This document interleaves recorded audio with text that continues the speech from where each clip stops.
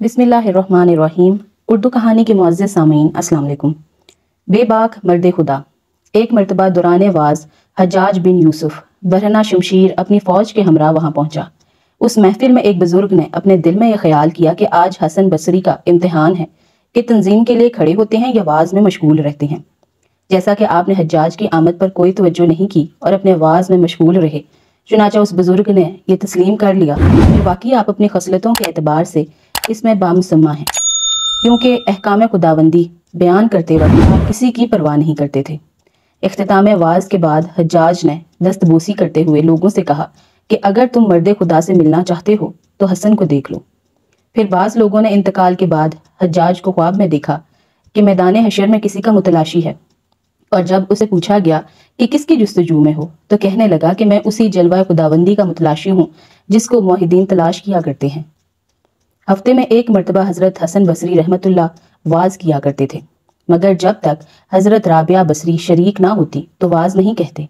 لوگوں نے عرض کیا کہ واز میں تو بڑے بڑے بزرگ حاضر ہوتے ہیں، پھر آپ صرف ایک بوڑھی عورت کے نہ ہونے سے واز کیوں ترک کر دیتے ہیں؟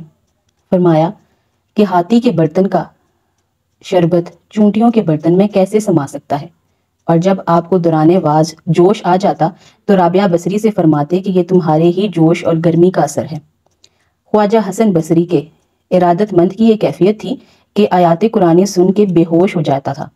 آپ نے فرمایا کہ اپنے فعل میں اس امر کو ملحوظ رکھا کرو کہ آواز نہ نکلنے پائے، کیونکہ آواز نکلنے سے ریاکاری محسوس ہونے لگتی ہے جو انسان کے لیے باعث ہلاکت ہے، اور اگر کسی پر حال طاری نہ ہو بلکہ وہ قصدن طاری کر لے اور کوئی نصیحت بھی اس پر کارگر نہ ہو گو وہ گناہگار ہے، اور جو شخص قصدن روتا ہے اس کا رونا شیطان کا رونا ہے۔ وقت مرگ حجاج کی زبان پر یہ کلمات تھے کہ اللہ تو غفار ہے اور تجھ سے برتر دوسرا کوئی نہیں، لہٰذا اپنی غفاری ایک کم حوصلہ مشرق خاک پر بھی ظاہر کر کے اپنے فعل سے اپنے فضل سے میری مغفرت فرما دے، کیونکہ پورا عالم یہی کہتا ہے کہ اس کی بخشش ہرگز نہیں ہو سکتی اور یہ عذاب میں گرفتار رہے گا، لیکن اگر تو نے مجھے بخش دیا تو سب کو معلوم ہو جائے گا کہ یقیناً تیری شان فعال لما یرید ہے۔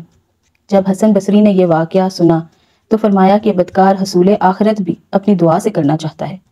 حضرت علی رضی اللہ تعالیٰ عنہ جب وارد بصرہ ہوئے تو تمام واعظین کو واز گوئی سے منع کرتے ہوئے فرمایا کہ تمام ممبروں کو توڑ کر پھینک دو، لیکن جب حضرت حسن بصری کی مجلس سے واز میں پہنچے تو ان سے پوچھا کہ تم عالم ہو یا طالب علم؟ آپ نے جواب دیا میں تو کچھ بھی نہیں ہوں، البتہ کچھ احادیث نبوی صلی اللہ علیہ وآلہ وسلم سنی ہیں، وہ لوگوں تک پہنچا دیتا ہوں۔ یہ سن کر حضرت علی رضی اللہ تعالیٰ عنہ نے فرمایا کہ آپ کو واز گوئی کی اجازت ہے، اور جب حسن بصری رحمۃ اللہ کو علم ہوا کہ وہ حضرت علی رضی اللہ تعالیٰ عنہ تھے تو ان کی جستجو میں نکل کھڑے ہوئے، اور ایک جگہ جب ان سے ملاقات ہو گئی تو عرض کیا کہ مجھے وضو کا طریقہ سکھا دیجیے۔ چنانچہ ایک تشت میں پانی منگوا کر حضرت علی رضی اللہ تعالیٰ عنہ نے آپ کو وضو کا طریقہ سکھایا، اور اسی وجہ سے اس مقام کا نام مقام تشت پڑ گیا۔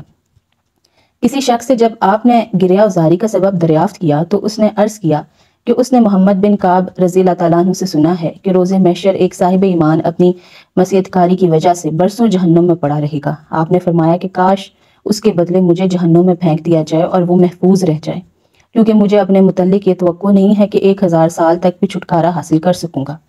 ایک سال بصرہ میں ایسا شدید قحط پڑا کہ 2 لاکھ افراد نماز استسقاء کے لیے بیرون شہر پہنچ گئے، اور ایک ممبر پر حضرت حسن بصری کو بٹھا کر ہاتھ اوپر اٹھائے ہوئے دعا میں مشغول ہو گئے، لیکن آپ نے فرمایا کہ اگر تم بارش کے متمنی ہو تو مجھ کو شہر بدر کر دو، اور اس وقت آپ کے روئے مبارک سے خشیت الہی کے آثار ظاہر ہو رہے تھے، کیونکہ آپ ہمیشہ مصروف گریہ رہتے اور کسی نے کبھی ہونٹوں پر مسکراہٹ نہیں دیکھی۔ ایک مرتبہ حضرت حسن بصری پوری رات مصروف گریہ رہے، اور جب لوگوں نے پوچھا کہ آپ کا شمار صاحب تقویٰ لوگوں میں ہوتا ہے تو پھر آپ اس قدر گریہ ازاری کیوں کرتے ہیں؟ فرمایا میں تو اس دن کے لیے روتا ہوں جس دن مجھ سے ایسی خطا ہو گئی ہو کہ اللہ تعالیٰ باز پرس کر کے یہ فرما دے کہ اے حسن ہماری بارگاہ میں تمہارے لیے کوئی جگہ نہیں اور ہم تمہاری پوری عبادت کو رد کرتے ہیں۔ ایک مرتبہ حضرت حسن بصری عبادت خانہ کی چھت پر اس طرح گریہ کناں تھے کہ سیلاب اشک سے پرنالہ بہہ پڑا اور نیچے گزرتے ہوئے ایک شخص پر کچھ قطرے ٹپک گئے۔ چنانچہ اس نے آواز دے کر پوچھا کہ کیا یہ پانی پاک ہے یا ناپاک؟ آپ نے جواب دیا بھائی کپڑے کو پاک کر دینا کیونکہ یہ گناہگار کے آنسو ہیں۔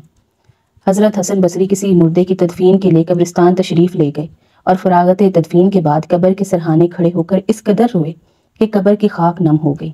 پھر فرمایا کہ جب آخری منزل ہی آخرت ہے تو پھر ایسی دنیا کے خواہش مند کیوں ہو جس کا انجام قبر ہے، اور اس عالم سے خوفزدہ کیوں نہیں جس کی ابتدائی منزل بھی قبر ہی ہے؟ گویا پہلی اور آخری منزل قبر ہی ہے۔